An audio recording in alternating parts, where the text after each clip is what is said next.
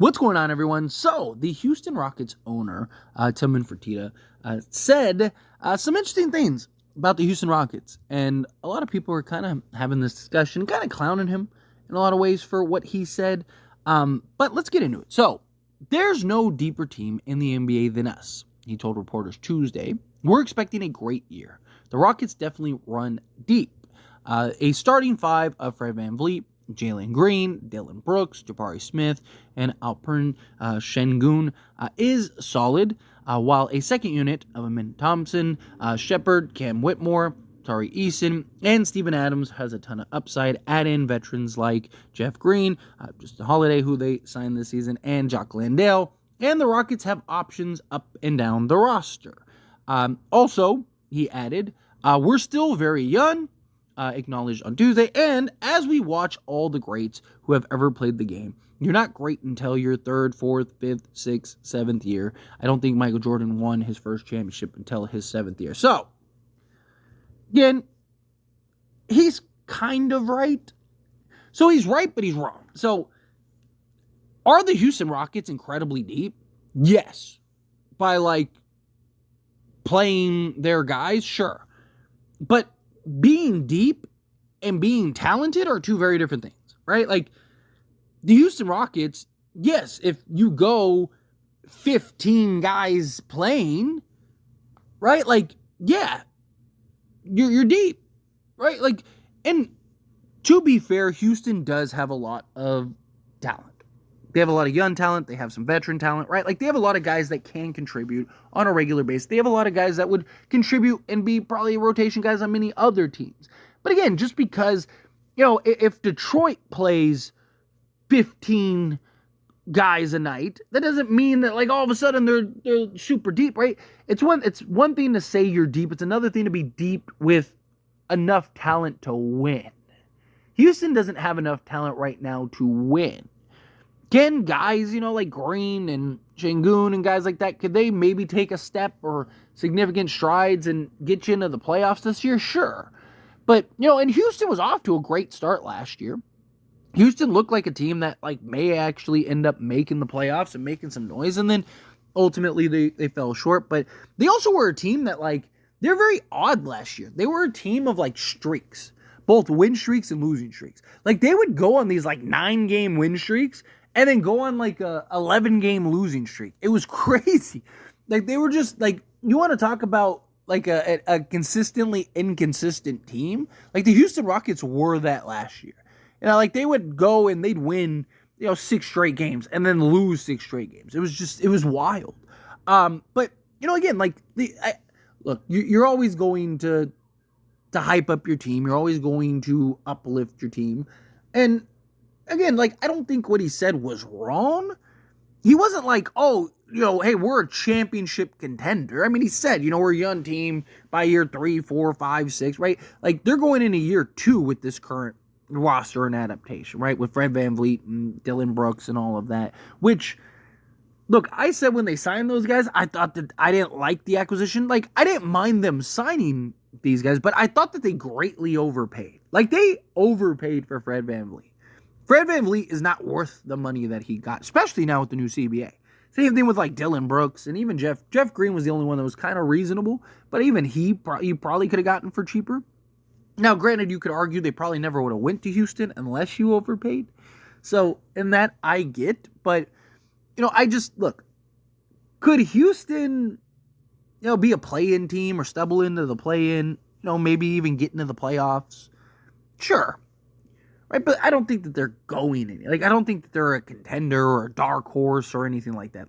I don't think they have enough talent yet. Now, again, if Jabari Smith and Sengun and Green and all these, if they start taking some real strides and they start becoming and looking oh, wait a minute, these guys may end up being something, then maybe, right? But also, the Houston Rockets are expected to trade everybody, right? There's a lot of talk about, and there have been since last season, about them trading Green or Şengün, that they want to trade at least one, but they may end up trading both of them.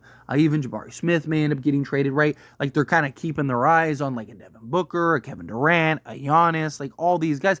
Like they're watching and kind of waiting for that star, right? Which, okay, like obviously I get, Houston wants to win, which I'll always respect a team that wants to win. Fertitta doesn't want to just spend the next 10 years in purgatory, right? Like he actually wants to win. He's willing to pull off deals and trades and, take some gambles, take some risks to win. You got to give credit where credit is due in that regard.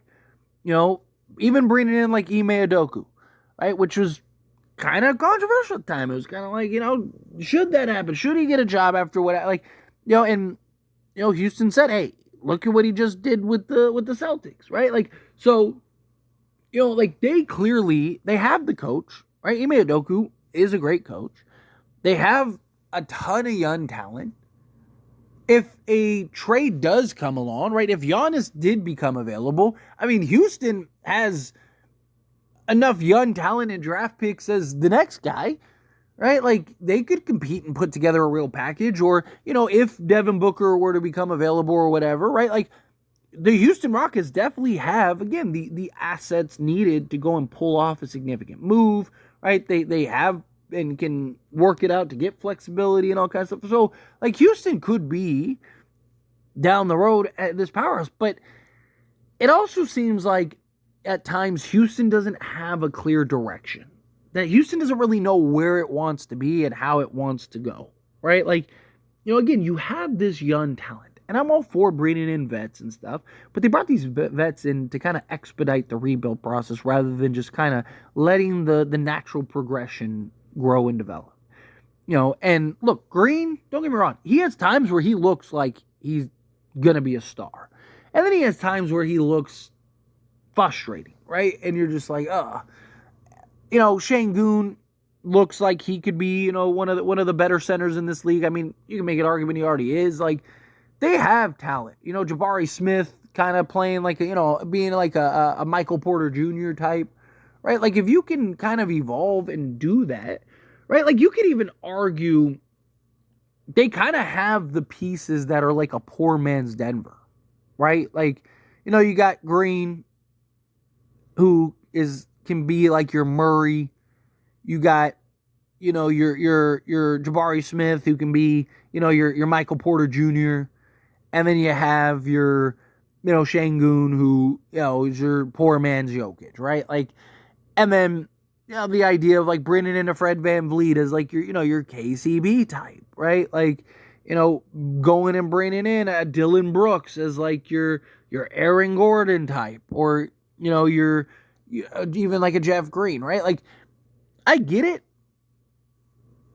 I just think that they should stay the course. Right? Like, obviously, look, if Devin Booker becomes available and you can go get Devin Booker, and then Giannis becomes available, you go get Giannis, and you can build this team and now go contend and win an NBA championship, then sure, by all means, go ahead. Right? If you can get there, if you can put it together, if you can piece it together to make it happen, then sure, again, by all means, make it happen. Right? Like, I believe all organizations should be doing whatever it takes to win. But you also have to have a vision. You also have to have a clear direction. And you also need to make the right decisions and the right moves. Right? You don't want to jump the gun. You don't want to end up being in a position to where, you end up trading all your young guys, and then you don't win, and you trade all your assets and you don't win, and and it's like, if you would have just stayed the course, you probably would have won, right? If, Green and Şengün and, Jabari and Reed and all these young guys that you got, if you organically just take the time to grow and develop them, and you kind of let this current wave of, Denver and Boston and these teams they're going to fade off at some point. And now you're that emerging team that comes in and, with the Spurs and the OKCs, and now you're that kind of next wave. Now you're one of the top 3 to 5 teams in the league. Now you're in a position to where now you can be a contender for multiple years rather than just one. right? Again, they have depth. There's no doubt about it. But there's depth, and then there's like top tier depth, right? Like the Houston Rockets don't have a star. Like they don't have that guy, which is fine. Like their main guys are all young, right? But they don't have that guy that like, and none of them really look that way yet, right? They don't have that guy that you look at and go, man, like this guy can be the next SGA, right? Like this guy can be, again, Green has his moments. Şengün has his moments, but they also have moments of, just frustration and disappointment. Still very young, still a lot of room for growth and potential, and they're still doing some things, but, it's just, he's right. Fertitta's right in the sense of like, yes, this is a very deep team. You can make an argument that they are the deepest team in the league, 1 through 15. But that doesn't make, just because you have 15 guys that you can play, right, doesn't mean that you're going to be good, right? Like Boston, for example, really only has like 6, 7 guys, really. You saw them playing a lot of their young guys, saw them do it. Like, there's like 6, 7 guys is really what it is, right? You look at Denver when they won, they were really running 6. And then they had like, Christian Brown, who's like a rookie that season, and he was playing, like 15 minutes a game. Like you look at most of the title teams, they're not 15 deep. Do they have guys that in a pinch come out and play or whatever? Yeah. But usually, like most of the contending teams are really top heavy. Right? You look at, teams that, even Dallas, right? Like they were, like Tim Hardaway Jr. completely fell out of the rotation. He was like the league leader for 6th man of the year for like 90% of the season, right? Like it's those type of things, right? There's depth. There's having a deep roster. There's having a deep team. You look and you go through this roster and it's like, yeah, they have a lot of good young talent. They have a lot of upside and potential. They have a lot of guys that can really make an impact. They got another rookie to add that is looked at as, a player that could really make an impact out the gate, right? They got a nice, kind of 3-and-D guy and Holiday, right? Like you got depth, right? But do you have the talent is the difference. But anyway, as always, this is a discussion, and I pass a question on you. Let me know your thoughts and opinions down in the comments below. What do you think? Hey, Phil, what do you think? Do you agree? Do you think, hey, if they want to go and say that they have depth, sure, all the more power to them, but they don't have the overall talent? Do you think, no, they do. They have both. Do you think any of these guys will be a superstar? Is there anybody that you think is like, do you think Şengün, no, he's going to be the next great big man in this league? Again, however you feel, whatever your thoughts are, I'd love to hear it. So let me know down in the comments below. That being said, if you haven't liked this video, hit that like button. Helps me a lot, so we enjoy these types of videos, and I truly appreciate it. Not subscribe channel, hit that subscribe button. Turn on the bell notifications. Appreciate y'all. See you in the next one.